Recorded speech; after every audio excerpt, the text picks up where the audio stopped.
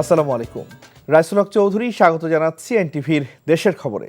Crown 7 শিরোনাম দেখছিলেন, এবার পুরো খবর। মেডিকেল বোর্ডের পরামর্শ অনুযায়ী আগামীকাল রাত 10টায় কাতার রয়্যাল এয়ার অ্যাম্বুলেন্স যোগে লন্ডনের উদ্দেশ্যে ঢাকা ছাড়বেন বিএনপি চেয়ারপারসন বেগম খালেদা জিয়া। বেগম জিয়ার ব্যক্তিগত চিকিৎসক ও বিএনপি স্থায়ী কমিটির সদস্য ডাক্তার AZM জাহিদ হোসেন এক সংবাদ সম্মেলনে এই কথা জানান। আজ সন্ধ্যা 7:30টায় এয়ার অ্যাম্বুলেন্সটি হজরত শাহজালাল আন্তর্জাতিক বিমানবন্দরে এসে পৌঁছাবে বলেও জানান ডাক্তার জাহিদ। খালেদা জিয়ার ছেলে ও বিএনপির ভারপ্রাপ্ত চেয়ারপারসন তারেক রহমান এবং তার স্ত্রী ডাক্তার জোবাইদা রহমান বিমানবন্দরে তাকে স্বাগত জানাবেন। বেগম জিয়াকে প্রাথমিকভাবে লন্ডন ক্লিনিকে ভর্তি করা হবে এবং প্রয়োজনীয় পরীক্ষা নিরীক্ষা শেষে তার পরবর্তী চিকিৎসার সিদ্ধান্ত নেওয়া হবে বলে জানান বিএনপির এই স্থায়ী কমিটির সদস্য।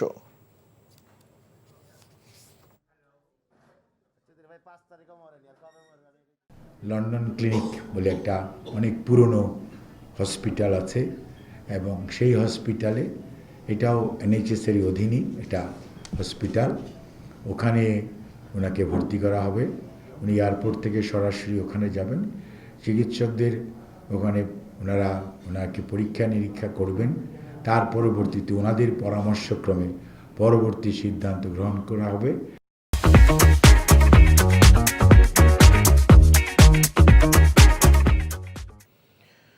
চট্টগ্রাম মহানগর দায়রা জজ আদালতের বিভিন্ন মামলায় প্রায় 2000 নথি চুরি হয়েছে। আদালত ভবনের 3য় তলার পাবলিক প্রসিকিউশন কার্যালয়ের সামনে থেকে এসব নথি চুরি হয়ে যায়। নথি গায়েবের ঘটনায় চাঞ্চল্য সৃষ্টি হয়েছে দেশের দ্বিতীয় বৃহত্তম আদালতে। এই ঘটনায় থানায় সাধারণ ডায়েরি হয়েছে জানিয়ে পাবলিক প্রসিকিউটর জানিয়েছেন, আদালতের পক্ষ থেকে তদন্ত শুরু হয়েছে, এতে মামলার কার্যক্রমে কোনো প্রভাব পড়বে না। চট্টগ্রাম থেকে আরিচ আহমেদের পাঠানো রিপোর্ট, ক্যামেরায় ছিলেন এনামুল হক। চট্টগ্রাম মহানগর দায়রা জজের অধীনে 30টি আদালতের 1911টি পুলিশ প্রতিবেদনের মামলার নথি চুরি হয়ে গেছে। 2023 সালের 24 এপ্রিল থেকে মহানগর পিপি কার্যালয়ের সামনে এসব নথি স্তূপ করে রাখা হয়েছিল। হত্যা, ডাকাতি, বিস্ফোরক, মাদক চোরাচালানের মতো গুরুত্বপূর্ণ মামলার নথি চুরি হয়ে যাওয়ার পর টনক নড়ে আইন কর্মকর্তাদের। এসব নথি দীর্ঘদিন ধরে আইন কর্মকর্তার কার্যালয়ের বাইরে রাখা ছিল। পিপি অফিসে স্থান সংকুলন না হওয়ার কারণে প্লাস্টিকে মোড়ানো এসব নথি পিপি অফিসের বাইরে রাখা ছিল। গত 13 ডিসেম্বর থেকে 31 ডিসেম্বর আদালত বন্ধ থাকাকালে এসব নথি চুরি হয়েছে বলে জানান পাবলিক প্রসিকিউটর। মামলার মূল নথি মামলার সেরাস্তায় এবং আদালতে আছে। কিছু পরিত্যক্ত অবস্থায়, আমি যখন জয়েন করি তখন পরিত্যক্ত অবস্থায় এখানে কিছু ডাম্পিং করা অবস্থায় কিছু কাগজপত্র ছিল। অবকাশকালীন ছুটির পরে আমরা যখন 1 তারিখে আসলাম তখন দেখলাম যে এখানে নথিগুলো নেই। চট্টগ্রাম আদালতে এর আগে চেক গায়েব, মামলার আলামত চুরি, ডাটাবেজ না থাকায় এসব মামলার ভবিষ্যৎ নিয়ে উদ্বিগ্ন আইনজীবীরা। আদালত পাড়ায় নিরাপত্তা বেষ্টনী তৈরি, নথি চুরি চক্রের সাথে জড়িতদের শাস্তির দাবি জানান তারা। অ্যাকোমোডেশন থেকে যাবতীয় সুযোগ সুবিধা দেওয়া হয় যাতে করে এ ধরনের ভবিষ্যতে কোনো ধরনের ঘটনা না ঘটে।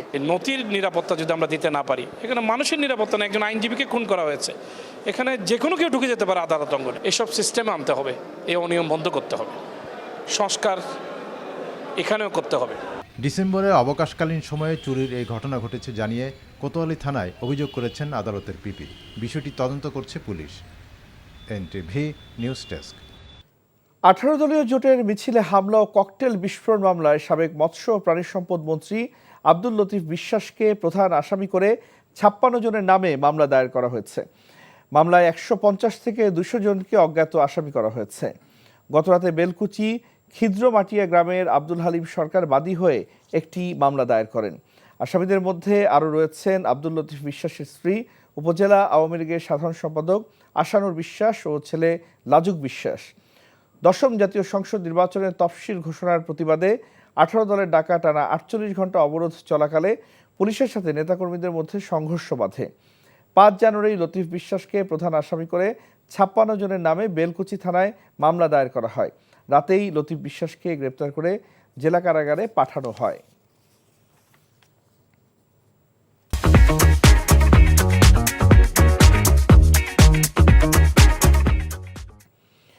রাজশাহী বিশ্ববিদ্যালয়ের ভর্তি পরীক্ষায় পোষ্য কোটা বহালের দাবিতে মানববন্ধন করেছেন কর্মকর্তা ও কর্মচারীরা।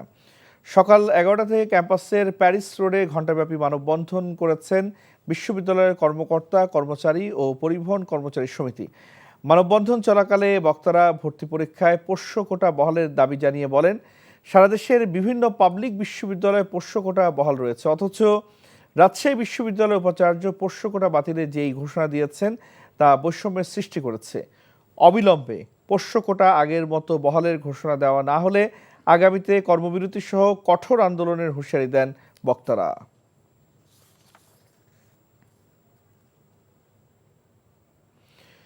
দেশের অরাজক পরিস্থিতি মোকাবেলায় বিএনপিকে সাংগঠনিকভাবে আরও সুসংগঠিত হবার আহ্বান জানিয়েছেন বিএনপির ভাইস চেয়ারম্যান আব্দুল্লাহ আল নোমান।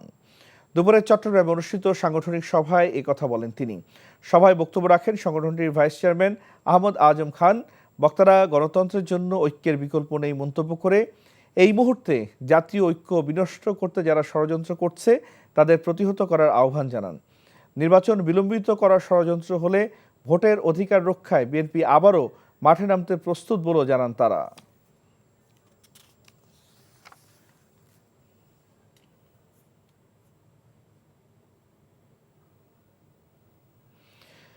ছাত্র জনতার গণ অভ্যুত্থানে মাগুরায় পুলিশের গুলিতে নিহত জেলা ছাত্রদলের যুগ্ম সম্পাদক মেহেদী হাসান রাব্বি সদ্য ভূমিষ্ঠ কন্যা সন্তানের দায়িত্ব নিয়েছেন বিএনপির ভারপ্রাপ্ত চেয়ারম্যান তারেক রহমান। সকালে বিএনপির ভারপ্রাপ্ত চেয়ারম্যান ও আমরা বিএনপি পরিবারের প্রধান পৃষ্ঠপোষক তারেক রহমানের পক্ষ থেকে মাগুরা পৌরসভার বরুণাতৈল গ্রামে শহীদ রাব্বির বাসায় গিয়ে তার কন্যা সন্তানের খোঁজখবর ও পরিবারের সাথে সাক্ষাৎ করে সহমর্মিতা ও পাশে থাকার বার্তা পৌঁছে দেওয়া হয়। এ সময় উপস্থিত ছিলেন আমরা বিএনপি পরিবারের উপদেষ্টা ইঞ্জিনিয়ার আশরাফ উদ্দিন বকুল, সদস্য সচিব কৃষিবিদ মোহাম্মদ মোকসেদুল মমিন সহ সংগঠনটির নেতৃবৃন্দ।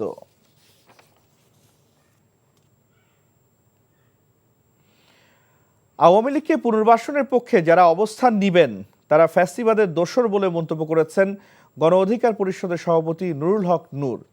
ফ্যাসিস্ট আওয়ামী লীগের পুনর্বাসন কোনোভাবেই বাংলাদেশের মাটিতে হতে দেওয়া যাবে না। প্রয়োজনে তা ঠেকানোর জন্য আবার যদি কোনো বিপ্লবের ডাক দিতে হয় তা বাস্তবায়নের প্রস্তুত দেশের ছাত্র জনতা।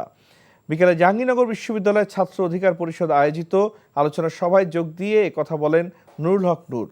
অনুষ্ঠানে আলোচক হিসেবে উপস্থিত ছিলেন বৈষম্য বিরোধী ছাত্র আন্দোলনের সদস্য সচিব আরিফ সোহেল, ছাত্র অধিকার পরিষদের সভাপতি বিন ইয়ামিন মোল্লা সহ ছাত্র নেতারা। ফেরি না থাকায় অবর্ণনীয় দুর্ভোগে পড়েছেন পিরোজপুর ও বাগেরহাটের 3টি উপজেলার কয়েক লাখ মানুষ। প্রতিনিয়ত ঝুঁকি নিয়ে পারাপার হচ্ছেন খরস্রোতা পানগুছি নদী। ঘটছে দুর্ঘটনাও। প্রাকৃতিক দুর্যোগে ফেরির পন্টুন নষ্ট হওয়ার অজুহাতে দীর্ঘ 18 বছরও চালু হয়নি কলারন সন্ন্যাসী ফেরিঘাটটি। পিরোজপুর থেকে রশিদ আল মুনানের পাঠানো রিপোর্ট। এক যুগেরও বেশি সময় ধরে জীবনের ঝুঁকি নিয়ে খরস্রোতা পানগুছি নদী পার হচ্ছে পিরোজপুর ও বাগেরহাটের কয়েক লাখ মানুষ। একটি ফেরির জন্য লাখো মানুষের কান্না কেউ শুনতে পায়নি। পিরোজপুরের ইন্দুরকানী উপজেলার পানগুছি নদীতে কলারন সন্ন্যাসী ফেরিঘাটটি ভৌগোলিকভাবে 3টি উপজেলার সংযোগস্থল হওয়ায় এই ঘাট ব্যবহার করে চলাচল করে ইন্দুরকানী, বাগেরহাটের মোড়লগঞ্জ ও শরণখোলা উপজেলার কয়েক লাখ মানুষ। 2006 সালের 4 আগস্ট এই পয়েন্ট দিয়ে চালু হয় ফেরি চলাচল, কিন্তু ঘূর্ণিঝড় সিডরের পর থেকে বন্ধ হয়ে যায় ফেরি চলাচল। মুমূর্ষ রোগী নিয়ে নদী পার হতে অনেক সময় পথে তাদের মৃত্যু হয়। মোটরসাইকেল সহ হালকা যান ঝুঁকি নিয়ে ট্রলার করে নদী পার হয়। ভয় লাগে না? তুফান আছে, বাতাস আছে, অনেক সময় তো অনেক ট্রলার পড়েও গেছে, মানুষ মরেও গেছে। জোয়ারের সময় তো অনেক পানি থাকে একদম, সে সময় তো ভিজে ফিরে ওঠা লাগে, আবার ভিজে ফিরে নামা লাগে। এখন বর্তমান আসলে তো নৌকা ট্রলার, অনেক মুরব্বীরা, অনেক মহিলারা, বাচ্চারা ভয় পায়। যখন তুফানের দিন আসে তখন ভয় পায়, সেই জন্য আমাদের ফেরি যাওয়া দরকার। খেওয়া পার হয়ে চণ্ডীপুর এসে এখানে ঢাকার গাড়ি ধরতে হয়। রান্দা, শরণখোলা, তাফালবাড়ি যেতে কষ্ট হয়। দুর্গম মহিলাদের এখানে আসার জন্য এরা বসে থাকে, এখানে খেওয়ায় আসতে উঠতে চলতে হয়। এর জন্য এখানে আমাদের ফেরি দরকার। মংলার থেকে খুলনা হয়ে তারপরে পিরোজপুর যেতে হয়। এখন এই জনদুর্ভোগ যাতে অতীতের মতো আর পোহাতে না হয় সেজন্য আমরা আপত্তি জানাচ্ছি, যেহেতু এখানে পুনরায় যেন ফেরিটা চালু হয়। দ্রুত সমস্যা সমাধানের আশ্বাস দিলেন জেলা প্রশাসক। এই বিষয়টি আমার নজরে এসেছে, আমি এক্সিএন রোডস এর সাথে কথা বলেছি এবং জেলা প্রশাসক বাগেরহাটের সাথেও কথা বলেছি। আশা করি এই বিষয়ে একটি ইতিবাচক ফলাফল পাওয়া যাবে। লাখো মানুষের দুর্ভোগ লাঘবে দ্রুত ফেরি চলাচলের দাবি দুই জেলার বাসিন্দাদের। NTV news desk. পটুয়াখালীর বাউফলে অপহরণের 2 দিন পর মুদি ব্যবসায়ী শিবানন্দ রায় ওরফে শিবু বণিককে উদ্ধার করেছে পুলিশ।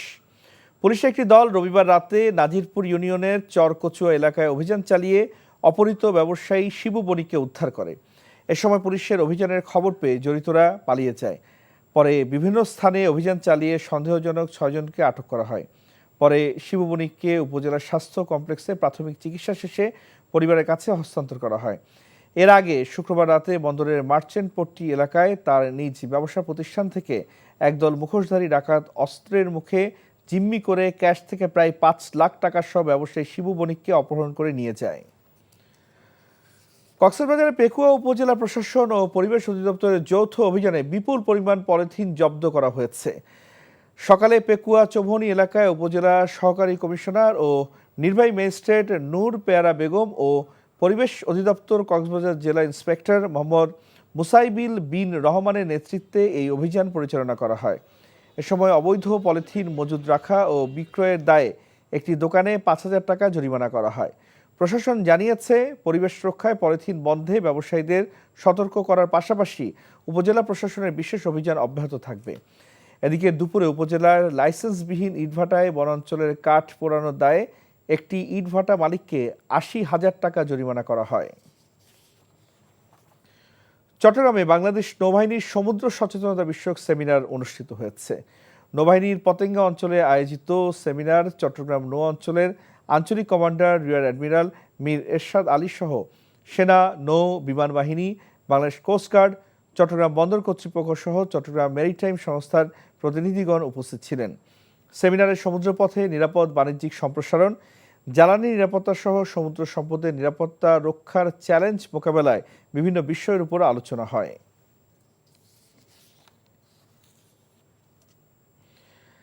রাজশাহীতে শুরু হয়েছে 10 দিনব্যাপী বিসিক উদ্যোক্তা মেলা। বিকেলে রাজশাহী কলেজ মাঠে মেলার উদ্বোধন করেন বিভাগীয় কমিশনার খন্দকার আজিম আহমেদ। বিসিক রাজশাহী জেলা কার্যালয়ে আয়োজিত এই মেলায় ছোট ছোট উদ্যোক্তাদের উৎপাদিত বিভিন্ন পণ্যের 90টি স্টল রয়েছে। রাজশাহীর অতিরিক্ত জেলা প্রশাসক মহিনুল হাসানের সভাপতিত্বে মেলার উদ্বোধনী অনুষ্ঠানে বিশেষ অতিথি ছিলেন মহানগর পুলিশ কমিশনার মোহাম্মদ আবু সুফিয়ান।